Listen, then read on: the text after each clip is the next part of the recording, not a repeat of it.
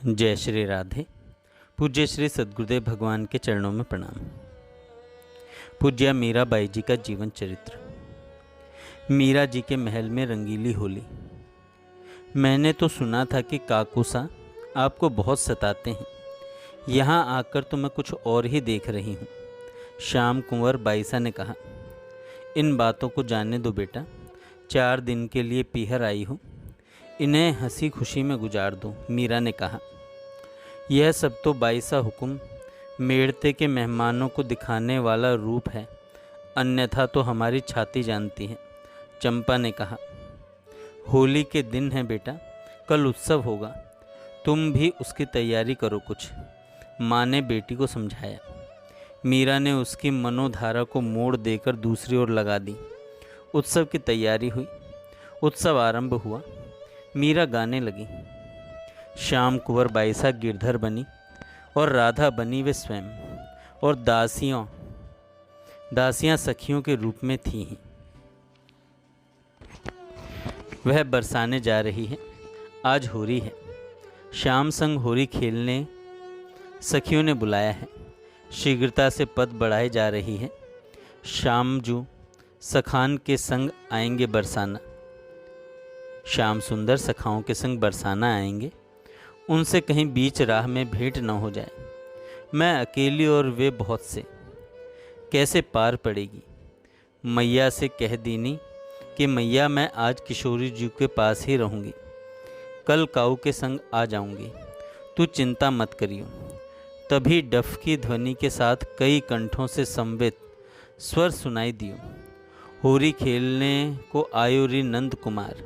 मैं चौंक कर एक झाड़ी की ओट हो गई, और सब तो वहीं थे, पर एक श्याम सुंदर ही न थे। दाऊ दादा के हाथ की ढफ बज रही थी, विशाल दादा के सिर पर रंग को घड़ा और सबके कंधों पर अबीर गुलाल की झुरी। एक स्वर से सब गा रहे थे, और कोई कोई दाहिना हाथ उठाए नाचते से फिरकी लेते। सब के सब पीठ पे ढाल बांधे थे। वे आगे चले गए तो मैंने संतोष की सांस ली। जैसे ही मैं चलने को उद्यत हुई, किसी ने पीछे से आकर मुख पर गुलाल मल दी। अरे कौन है रे लंगर, अरे कौन है रे लंगर। वे सचमुच खींच लगी, मुझे सचमुच खींच लगी। पहुंचने की जल्दी थी, बरसाना पहुंचना था। रंगा रंगी जो होनी हो, वह किशोरी जू और कान्हा जू के हाथ से हो। यह बीच में कौन मूसर चंद बन बैठो, एकदम पलटी में। श्याम सुंदर दोनों हाथों से गुलाल लिए हंसते खड़े थे। सो लंगर मैं हूँ सखी, मन न भरा हो तो 1-2 गाली और दे दें। उनको देखकर एक बार तो लाज के मारे पलकें झुक गई। फिर होली में लाज को कहा काज है, सोचकर मैंने नज़र उठाई। मैं हूँ लगाए दूँ। मेरी बात पर वे ठठाकर हंस पड़े। अरे होली में कोई पूछकर रंग लगाता है भला, यह होली तो बरजोरी का त्यौहार है। जो मैं कह दूं नहीं लगाना तो मैंने एक क्षण सोचा और झपट कर उन्हीं की झोली से दोनों मुट्ठियों में अबीर और गुलाल भर ली। वे पीछे हटे, इससे पहले ही उनके मुख और गले और वक्ष पर दोनों हाथ मल दिए। वक्ष पर दृष्टि और हाथ जाते जाते तो दोनों हाथ उन्होंने पकड़ लिए। ठहर, अब मेरी बारी है। मेरी दृष्टि वक्ष पर टिकी और तनिक भी प्रतिकार न करते देखकर उन्होंने भी अपने वक्ष की ओर माथा झुकाया। क्या देख रही है री मेरी छाती पर। एक हाथ छुड़ाकर दाहिने वक्ष पर पद चिन्ह के आकार के लांछन पर हाथ धरते हुए मैं बोली, यह क्या आज ही देखा तूने, यह तो जन्मों से है। ऐसी मेरी मैया कहती है, मेरे मोहड़े से यह अधिक सुंदर है। मेरी पलक एक बार उठकर पुनः झुक गई। मन की दशा कही नहीं जाती। अरे रोती क्यों है तुम छोरियों में, यह बड़ी बुरी आदत है। होरी को सारो ही मजो किरकिरो कर दियो। उन्होंने अंजुली में मुख लेकर कहा भयो बोल। हाथ छूटे तो मैंने चपलता से उनकी पीठ पर भी गुलाल मली और छिटक कर दूर जा खड़ी हुई। इस बीच मेरी ओढ़नी का छोर उनके हाथ में आ गया। उन्होंने झटके से उसे खींचा तो मैं उघाड़ी हो गई। अब तो लज्जा का अंत न रहा। दौड़कर आम वृक्ष के पीछे छिपकर खड़ी हो गई। ए मीरा, चुनरी ले अपनी, मैं इसका क्या करूँगा? उन्होंने कहा। वहीं धर दो, मैं ले लूँगी, मैंने धीरे से कहा। नहीं, लेनी है तो आकर ले जा, नहीं तो मैं बरसाने जा रहा हूँ। नहीं नहीं, तुम ही यहाँ आकर दे जाओ, मैंने विनय की। अच्छा अब आ, यह ले, उन्होंने कहा।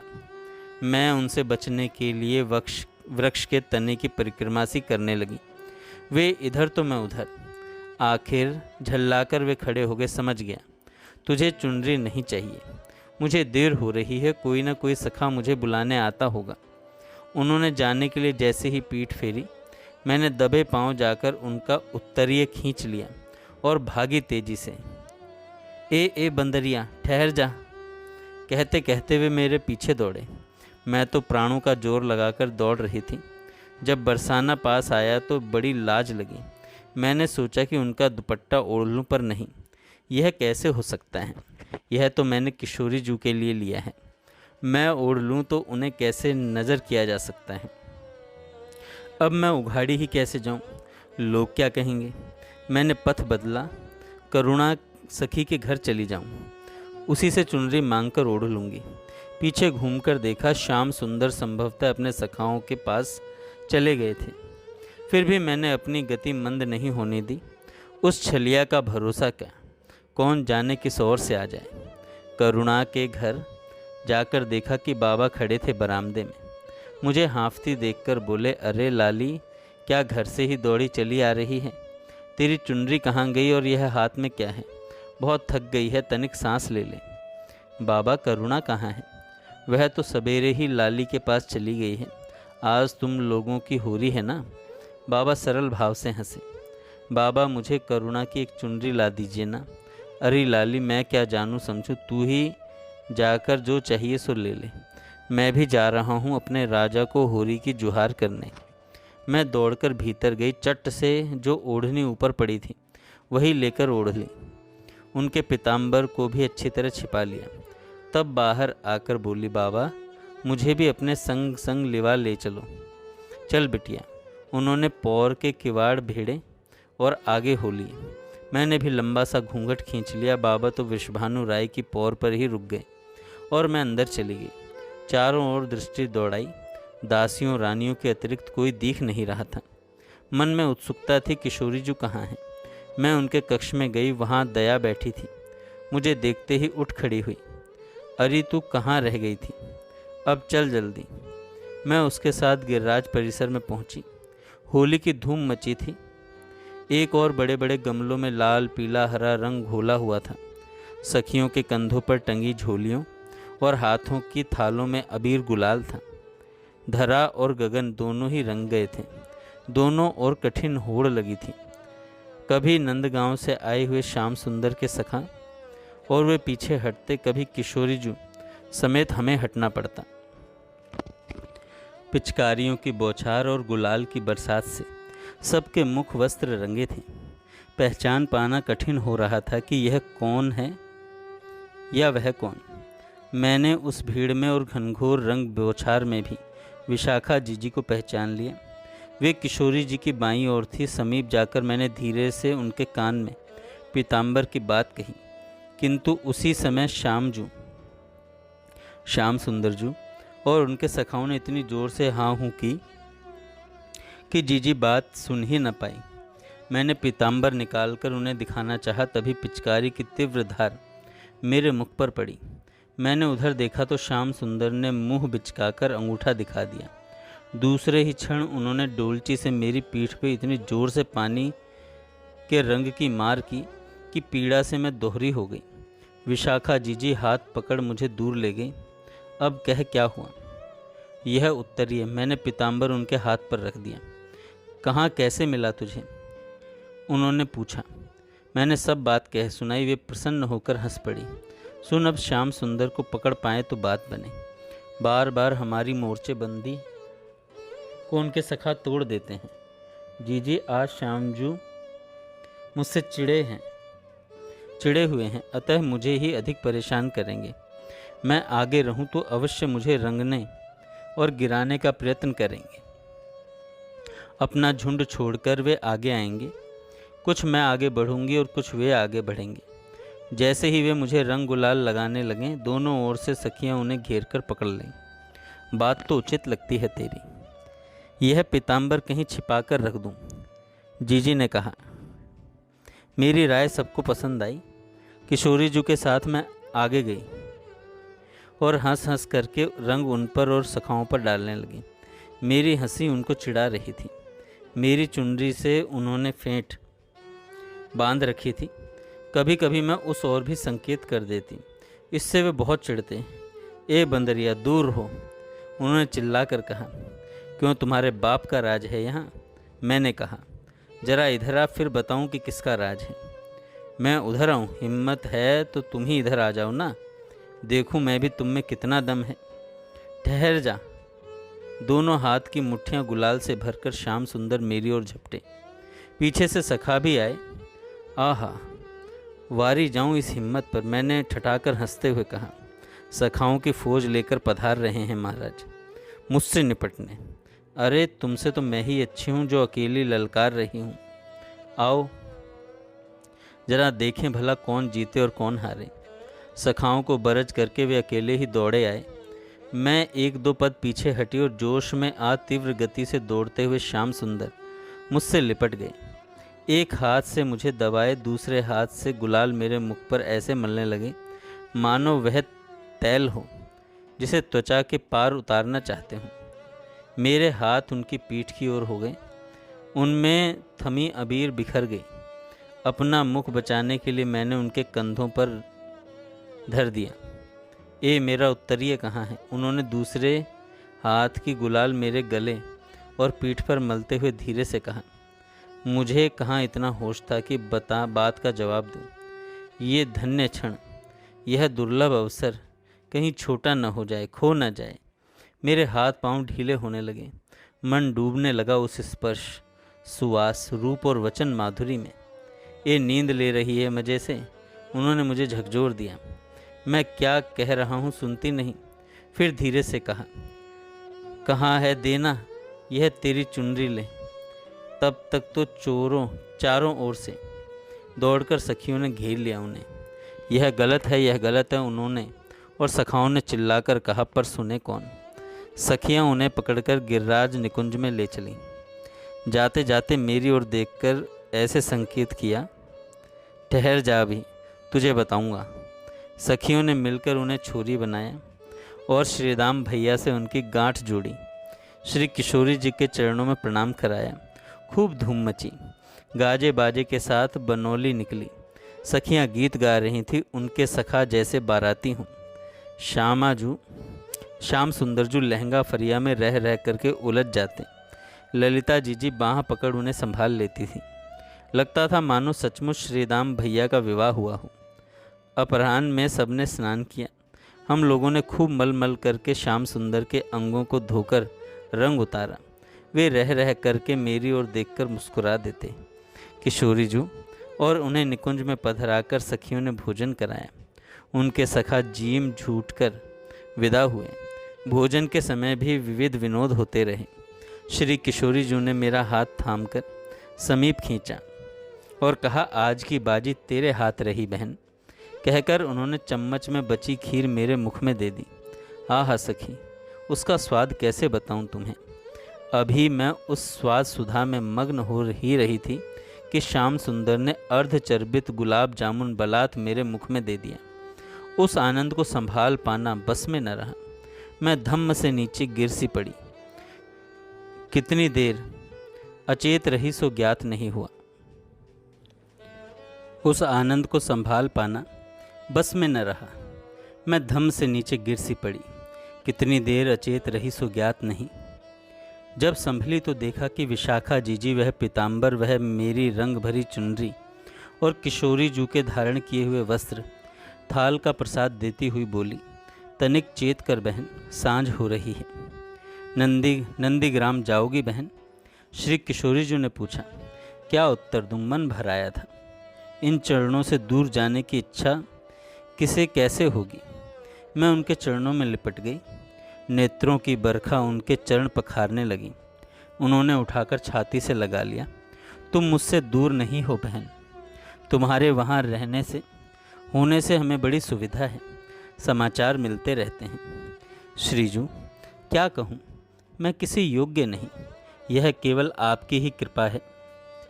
इस सेविका को सदा चरण रज की सेवा में बनाए रखने की कृपा हो। जैसी तैसी यह तुम्हारी तुम्हारी तुम्हारी। मेरे अंग पुनः अवश हो गए, उन्हीं चरणों में लुढ़क गई। मैं जाए रहे हूँ नंदीग्राम, तू चलेगी? चल, नहीं तो तेरी मैया चिंता करेगी। श्याम सुंदर ने हाथ पकड़कर उठाते हुए कहा तो मुझे चेत आया। किशोरी जू की आज्ञा से मुझे नवीन वस्त्राभूषण धारण कराए गए। मुझे हृदय से लगाकर श्याम जू के साथ विदा किया। तेरा श्रृंगार किसने किया री? श्याम सुंदर ने पूछा। मालूम नहीं, मेरी आंखों में तो श्री किशोरी जू के चरण समाये हैं। मैं नहीं दिखता तुझे?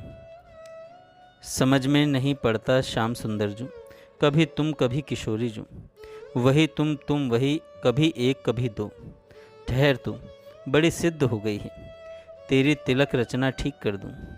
मीरा को जड़ मूर्ति की भांति स्थिर और पागलों की भांति कभी रोते हंसते और हंसते हंसते कभी धाड़ मारकर रोते देखकर श्याम कुंवर बाईसा उदय कुंवर बाईसा से लिपटकर रोने लगी।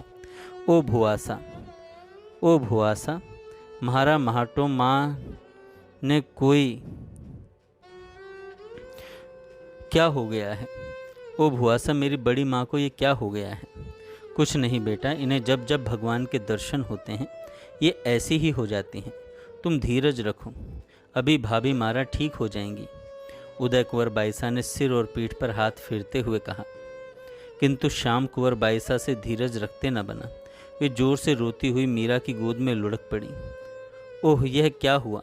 अब मैं क्या करूं, कहाँ जाऊं? मेरे तो आप ही माँ बाप हैं। आँख खोलिए बड़ा हुक्म, आँख खोलिए। यह मैं हूँ आपकी लाडल पूत, मैं आपरी श्यामा हूँ, बड़ा हुक्म। इतने पर भी जब मीरा सचेत न हुई तो श्याम कुंवर बाईसा दौड़कर गिरधर गोपाल के पास गई। उनके चरणों में सिर रखकर बिलख कर रो पड़ी। ए रे म्हारा वीरा, मैंने तो अपने माता पिता नहीं देखे, मेरी तो यही सब कुछ है। इन्हें मुझसे मत छीनो, मत छीनो। हिचकियों के मध्य स्वर खो गए। चमेली ने आकर उन्हें उठाया। ऐसा तो होता ही रहता है बाईसा हुकुम, आप धीरज धारण कीजिए। सचेत होने में देर भले लगे पर आपके बड़ा हुकुम स्वस्थ हैं, इन्हें कुछ नहीं होगा, विश्वास कीजिए। किंतु जीजी, मैं इन्हें ऐसे नहीं देख सकती। श्याम कुंवर बाईसा ने आंसू ढारते हुए कहा। मुझसे नहीं देखा जाता। उनके स्वर टूट गए। मेरे साथ पधारो मेरी मालकिन, हम उन्हें सचेत करने का प्रयत्न करें। चमेली उनका हाथ थामकर अपनी स्वामिनी के पास लाई और उनके पास बिठा दिया। श्याम कुंवर बाईसा ने आंसू भरी आंखों से देखा कि उनके माँ के मुख पर अनिर्वचनीय आनंद झर रहा है। उनकी देह पुलकित, नेत्र निर्झर और आनंद की अधिकता से होठ खुल गए थे। उनके बीच से उनकी सुघड़ स्वच्छंद दंत पंक्ति झांक रही थी। उनकी देह रह रह करके मानो शीत आधिक्य से कांप उठती थी। उनकी मुखाकृति ऐसी हो गई थी कि पहचान पाना कठिन था। चमेली, गोमती और गंगा को बुला लाई। उदय कुंवर बाईसा, श्याम कुंवर बाईसा अपनी दासियों सहित बैठकर कीर्तन करने लगी। मोहन मुकुंद मुरारी, कृष्ण वासुदेव हरे। 2 घड़ी बाद मीरा के पलक पटल धीरे धीरे उघड़े, किंतु आनंद आवेग में पलकें पुनः बंद हो जाती। कीर्तन के स्वर ऊंचे हो गए। उनके साथ ही उनके अंगों में क्रमशः चेतना आती गई। जैसे ही उनके नेत्रों में अपने लिए पहचान पाई, श्याम कुंवर बाईसा ने अधीरतापूर्वक अपना मस्तक उनकी गोद में रख दिया। वे आंसू ढारती हुई सुबकने लगी। मीरा का वात्सल्यपूर्ण कर कमल उनकी पीठ और माथे पर घूमने लगा। उदय कुंवर बाईसा ने उठकर उनके चरणों में मस्तक रखा तो उन्होंने हंसकर अपनी गोद में खींच लिया। गालों पर हाथ फेर दुलार किया। दासियां रंग के कुंडे और पिचकारियां संभालने और रंग साफ करने में लग गईं। आपको क्या हो गया था बड़ा हुकुम? श्याम कुंवर बाईसा ने स्वर में पूछा। कुछ भी तो नहीं, कभी कभी पागलपन की लहर सी आ जाती है, तब कुछ ध्यान नहीं रहता। तू क्यों इतना घबरा गई है? इन छोरियों ने बताया नहीं तुझे कि ऐसा होता ही रहता है? बताया था, पर हुक्म मुझे धीरज बनता ही न था। आपकी ऐसी डरावनी मूरत मैंने कभी नहीं देखी। कैसे देखती? 6 वर्ष की आयु में तो ससुराल चली गई थी। उससे पहले गढ़ के सारे महल तेरे थे।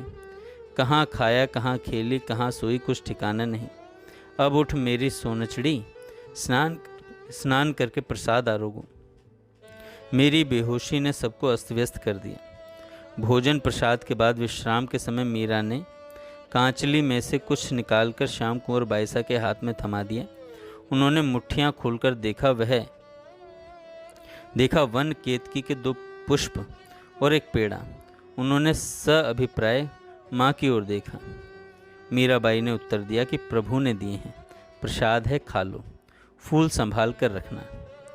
ओहो, बड़ा हुक्म, कहती श्याम सुंदर बाईसा उनसे लिपट गई। जय श्री राधे।